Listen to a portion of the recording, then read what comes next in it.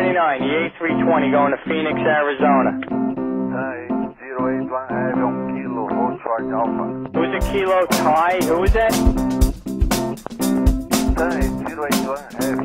Tam 8081 heavy, left on Alpha, short of Echo. 808 Bravo Lima, you didn't follow... 808 Bravo Lima? 808 Bravo Lima, you told us to follow the Embraer. You follow the Embraer?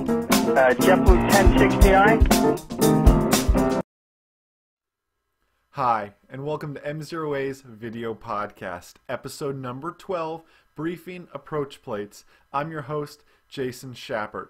In today's lesson, we'll talk about how to properly brief an instrument approach. This is an area where most instrument students tend to struggle as the approach happens very quickly. Being prepared for it is crucial. Let's go ahead and watch the video. We'll start by covering the basic sections of an approach plate. At the top, we have what is called the heading.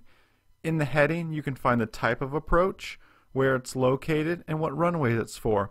You can also find your localizer frequencies and your approach course needed. In the plan view, it's more of a bird's eye view of the actual approach. Here you can see a top-down view of what your approach is going to look like. The airport sketch, now keep in mind this is called an airport sketch, not a taxiway diagram. The reason it's called an airport sketch is because it can't be used for taxiing purposes. It's actually more so if you were circling just to get oriented with the airport quickly.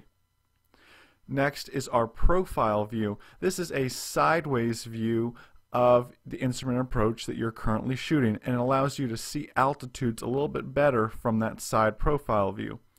Lastly, we have our landing minimums. This will be specific for your category of aircraft and also the type of approach you are shooting. Now let's take the information we just learned and break it down section by section what you should look for when briefing an approach. The first thing I like to look at is where I am at. In the top right hand corner, you'll notice it says ILS or localizer DME for runway 36 at Ocala International Jim Taylor Field. I want to verify I'm shooting the right approach at the right airport. I know that sounds silly, but you'd be surprised at how many times I go up with students and they'll pull out maybe the GPS approach for the same airport. Or maybe the airport next door also has an ILS runway 36. It's easy to get confused, so it's important that you double check that. Next, I move my way to the left to look at the pilot information box. This contains the localizer frequency of 111.5, which I can tune into my radio stack, my approach course of 004, which I can put in my CDI, and also has my runway length, my touchdown zone elevation, and even my airport elevation. Moving on with our brief, we then look at our alternate takeoff minimums and our alternate minimums. This one basically says if the altimeter setting cannot be received at Ocala, to use the Gainesville altimeter setting and to correct the minimums as needed. Next, I like to take note of the lighting system I'm going to be looking for when I break out of the clouds. In this case, it's a Malsar system. Next, unless otherwise noted or given by a controller, it's important to read the full text version of the missed approach. And finally, for our heading strip, I like to look at my AWOS frequencies, make sure I'm talking to the right approach controller, and get the tower or Unicom frequency tuned up and ready to go. When looking at the plan view, there's a few things I like to take note of. The first and biggest one is the MSA, minimum safe altitude within a 25 nautical mile radius. That is the altitude I can descend to if something were to happen and still be safe and far enough away from obstacles. Next, you want to scan the plan view for any footnotes. In this case, it says DME required, meaning we must have DME to even consider shooting this approach.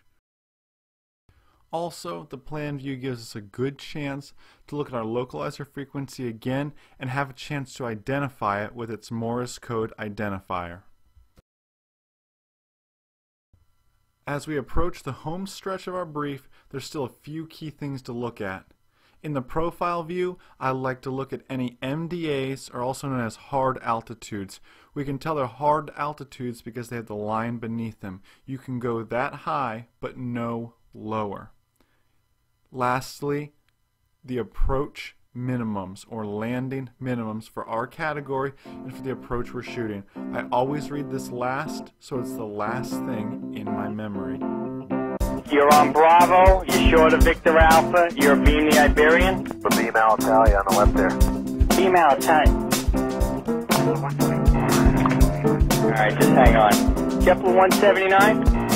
Yes, sir. We're number 2 holding short of Victor Alpha on Bravo. Hey, who's the first JetBlue on Bravo short of Victor Alpha? 35. You're an outbound? Yep. Hey, you guys should come up here one day. JetBlue 35, need you to pull it right up there and hold short of Victor for me.